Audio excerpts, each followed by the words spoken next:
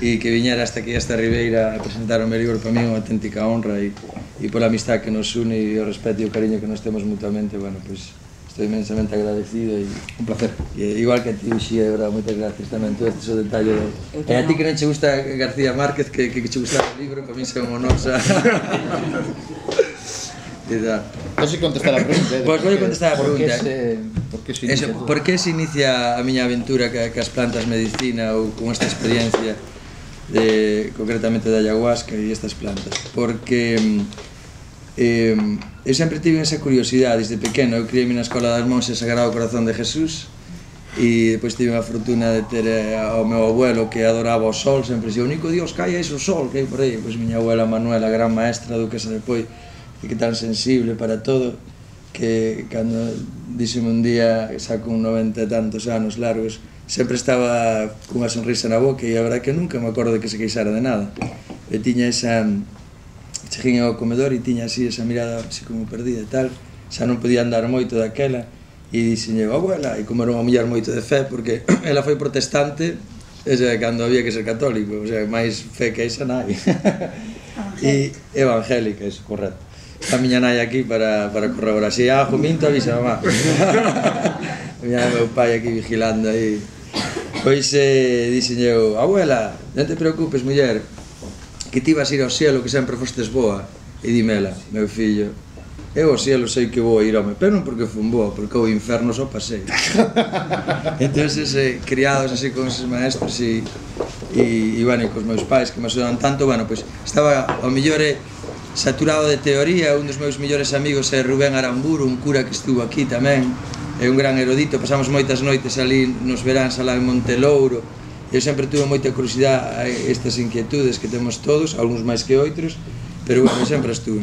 E a teoría, a verdad, que nunca me aportou grandes cousas, porque, claro, a experiencia é unha cuestión de energía, de experimentar o trascendente, e nunca tuve esa oportunidade. E me falaron dun mestre, dun chamán que viña do Amazonas e facía unha ceremonia destas de iniciación, todo isto, e nos Pirineos cataláns, unha noite de fin de ano, ali nun inipi, cun fuego, nun inipi, unha tienda india, cun fuego, non sei tal. Cousas que a min desde pequeno, que eu sempre fui medio explorador, pois desde pequeno me chamaron moita atención. Entón, collín o coche e fun hasta lá, hasta os Pirineos en fin de ano, e pasei unha noite, bueno, que sí que me marcou a lume. E despois fun regularmente durante eses 5 anos e el, cada vez que viña a Europa, eu pois iba con el e, bueno, hasta que el me invitou a ir a selvas, cos seus mestres e iso. E entonces así conocín eu a ayahuasca e as medicinas estas, que sí que xa abren un despertar e tes unhas experiencias que, bueno, que eu relato aquí, na relato de viva voz, porque eu creo que son experiencias que non dan para explicalas nunha conversación normal, porque non son como para discutir, sabes? O sea, ti vívelo, ti podelo explicar, se che vale, vale. Eu lín a xente que me axudou moito, como a Castaneda, co maestro ali, que está antropólogo, Castaneda, que tuvo esa experiencia en Nuevo México, co maestro Don Juan, que era tamén dunha tribu, lín a Losan Rampa, lín a Krishnamurti, a Osho, estes maestros, e sempre dixen, que guai que hubiera estas persoas que tuveran o valor de escribir isto, porque estas cousas sempre son así, pois hai certo recelo en falar deso, por moitos motivos.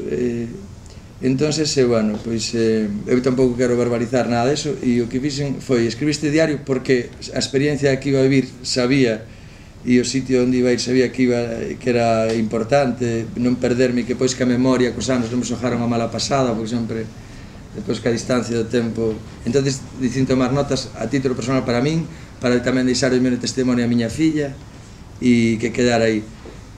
Despois sí que tomei a decisión de publicalo porque creo que está ben, e como decía Roberto, non cambiei nada, intentei ao mellor, porque eu son guionista e ao mellor dixen, bueno, pois ahora vou a ligar todo isto e darlle un para editar. No, ao final vai textual, o sea, porque non quería edulcoralo, nin que sonar artificioso en ningún momento e tal. E este libro é interesantísimo e tamén vai acompañado de un disco que son cánticos de medicina do maestro Ramón Peregrino, e son cantos gravados na selva, e é interesantísimo porque todo o que di o disco son palabras de sanación e palabras con moita profundidade, está grabado solo con voz e tambor, e despois como non puden gravar ca selva, porque a selva A propia selva é fascinante, o son da selva. De feito, que baixaba unha nave espacial. Hai unha especie de bicho, un páxaro que fai...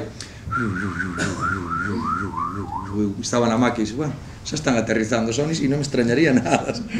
E o son da noite na selva, sobre todo na noite, de día tamén, é fascinante.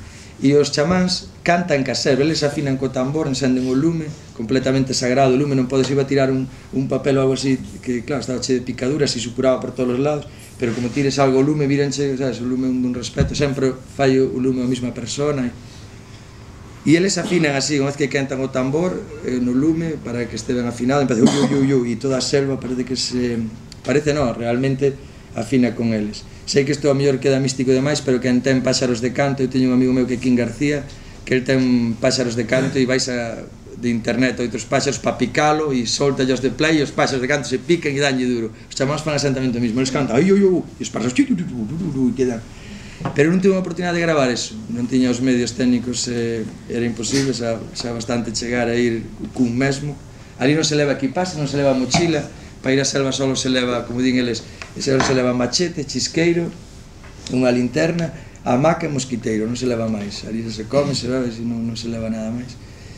E o disco, claro, me enfrentaba a interpretar a selva, entonces é imposible, é inviable, entonces, bueno, tive a fortuna, a grandísima fortuna de ter un dos genios e un dos grandes talentos que temos aquí en Ribeira, que é Milo Romero, que eu pediría un forte aplauso para Milo, que está aquí, lúcete Milo, por favor, levántate. E o disco, que é este o disco, de feito a portada do disco, este é un dibujo que fixo o propio chamán, así, nunha ceremonia, unhas líneas energéticas, bueno, en teoría estes son eu.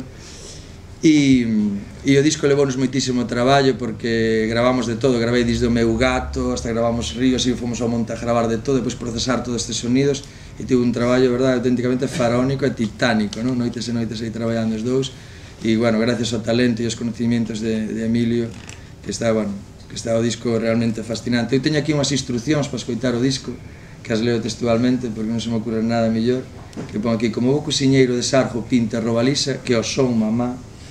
Pois